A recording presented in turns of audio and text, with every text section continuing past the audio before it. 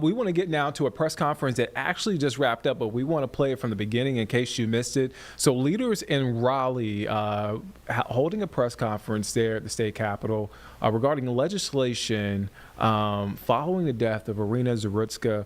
That is the young woman who was fatally stabbed on the light rail, the Blue Line here in Charlotte, back on August 22nd. There's been a lot of conversation surrounding her death since the video was released last Friday. Let's take you to that press conference in case you missed it.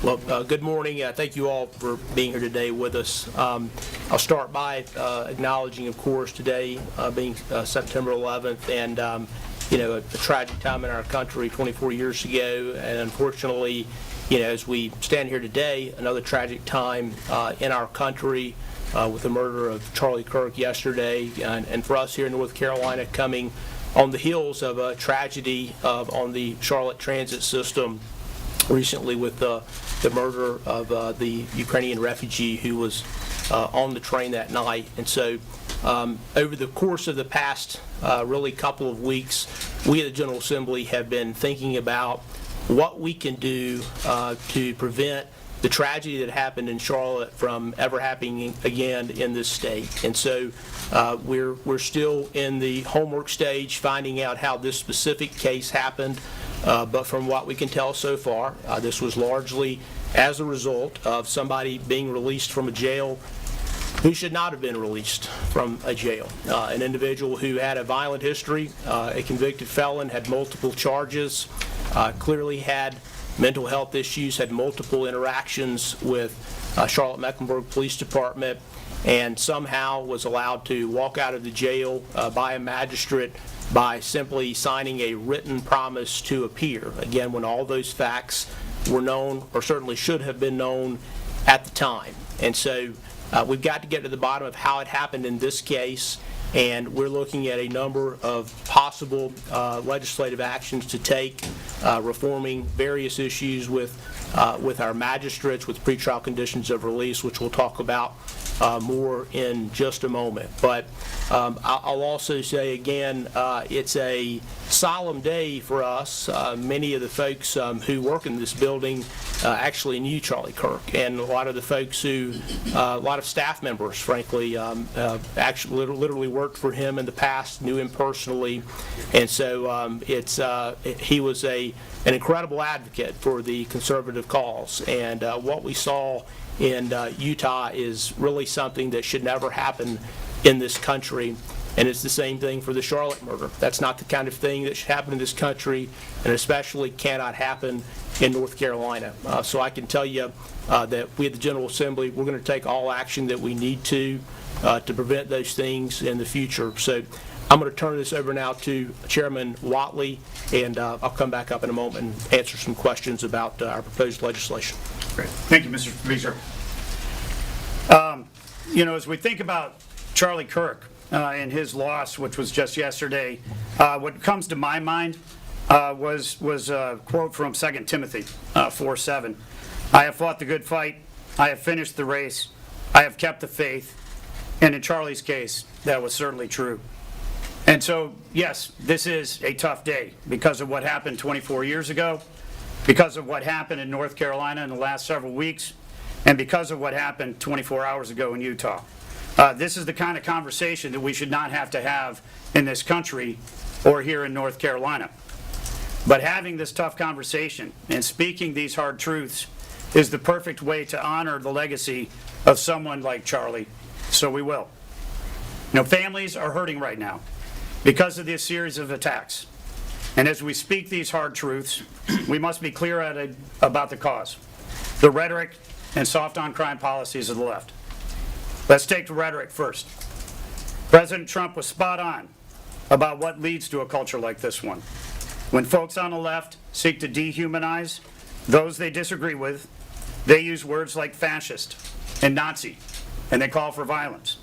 That's what leads to deranged people doing cowardly and evil acts. The most fundamental obligation and responsibility of any government is keeping its citizens safe.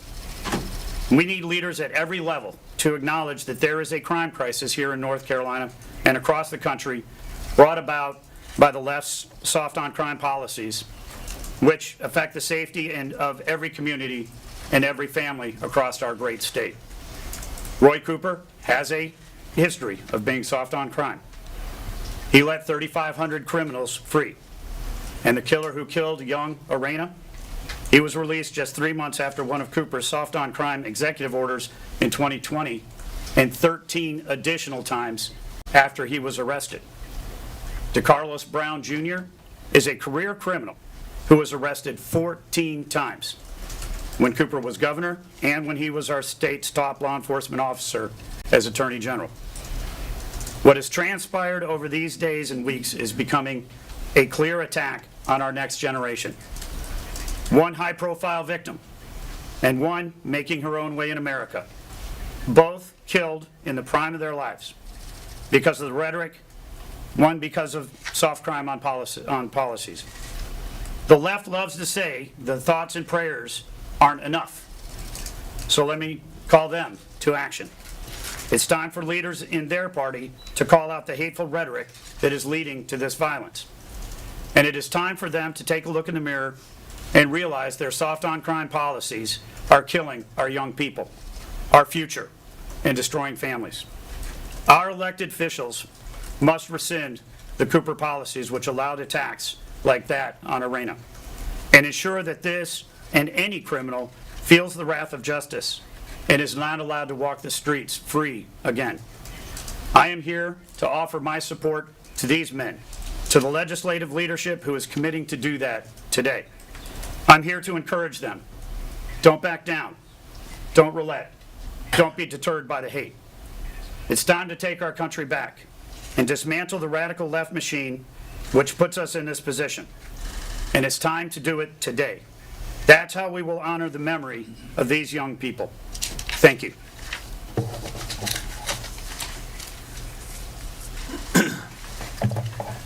Thank you, Mr. Speaker, and thank you, Chairman Whatley. Iryna Zarutska should still be alive today. But her life was tragically cut short because of the atrocious policies pushed by out-of-touch politicians and court officials that prioritize a perverted vision or version of equity and politicized social justice over real and tangible justice. The hardworking men and women in law enforcement go after and catch violent criminals. But all too often, as soon as the criminals are brought before a magistrate or a judge, their efforts to keep our communities safe go down the drain. We cannot stand by while our cities are held hostage by soft-on-crime policies. We must stop the ongoing violence from overtaking our state and our country. Yesterday's assassination of Charlie Kirk is the latest in a string of political violence that also calls us to act. Last year, there were horrific assassination attempts carried out on President Trump.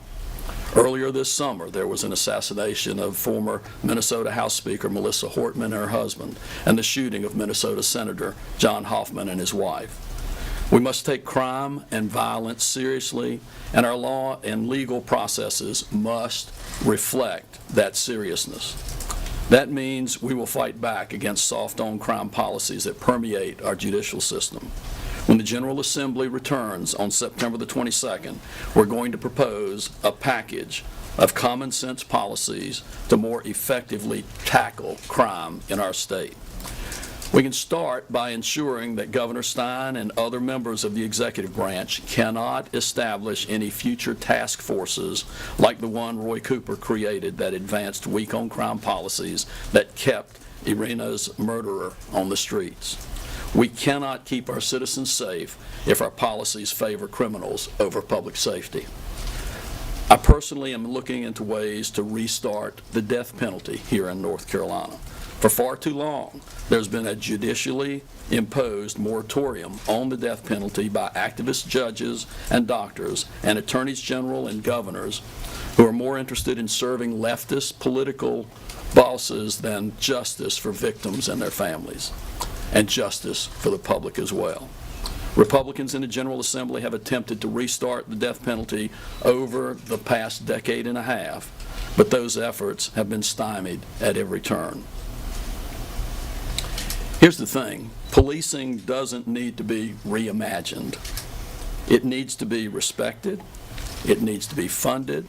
Our hard-working law enforcement officers are all too often villainized just for doing their jobs, keeping us safe, and it's time for that to end. If we do not respect those who keep us safe and run towards danger, then we will descend into chaos. Now is not the time to sit back and hope for the best. We need to take bold, decisive action. President Trump's vision to create a safer America is something we can replicate here in North Carolina. I support the President's actions to keep American citizens safe and commend his leadership in that regard. We need to lock up violent thugs who are terrorizing our citizens. We need to go after drug traffickers who are poisoning our children. We need to keep repeat offenders in jail. We need to end cashless bond. We need to hold, or cashless bail, we need to hold activist judges and magistrates accountable. We must deliver justice for Iryna and the countless families across our state that have fallen victim to a justice system that does not support them and does not keep them safe. And the bill we will bring forward later this month will play a vital role in that, but it's just a first step. Even though it's Speaker Hall and me here at the podium today, we've been working with our judiciary chairs. I want to call out specifically Senator Overcash and other members of our caucuses, and of course our House colleagues, to determine specifics for this package in order to address the very real issue of violence occurring in our state. And now I'll turn it over to Speaker Hall. Excuse me. And I'll also touch on a few of the specifics that we're looking at as well, along with, as Senator Berger mentioned, ending cashless bail in this state. You know, what happened in this situation was an individual who could have been given a secured bond, meaning they would have had to have paid some amount of money in order, or get a bond to get out of jail. And this person, instead of being required to do that, was allowed to sign a piece of paper and walk out of that jail. And again, we're talking about an individual who had a prior violent felony conviction, who had served time in prison, who had been charged at least 13 times before that latest charge when he was allowed to walk out, an individual who obviously had some form of mental health issues, again, allowed to walk out of that jail. So when folks come in and before a magistrate and they've been charged with a serious crime, if they're if they have a prior violent felony on their record, it simply should not even be an option to allow that person to have some sort of cashless bail. They should be held in the jail under a secured bond, and if that had happened here, then most likely the victim in Charlotte would still be alive today. We've also got to look at the way that we handle magistrates in this state. You know, Charlotte has had a problem, Mecklenburg County has had a problem with its magistrates for a long time now. And I'll remind most of you all that we had a bipartisan bill that I worked on personally dealing with pretrial integrity, called it the Pretrial Integrity Act. And it basically said if you're out already on you've got a charge already and you're out on bail and you get charged again, we're going to make it much more difficult for you to get out pre-trial.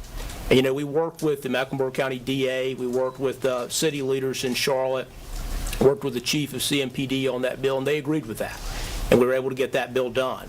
But it obviously was not enough. And so when we have magistrates who were asleep at the wheel, like this one obviously was, we've got to make a change. And so we're going to be looking at some oversight of magistrates, looking at the way that we select magistrates, looking at ethical issues with magistrates, and making sure that the folks who are making these decisions are paying attention to what they're doing and that they're trying to serve the public safety and not some whatever left-wing interest or whatever other interest they have other than public safety. That's what a magistrate should be doing. So we're going to look very closely at that.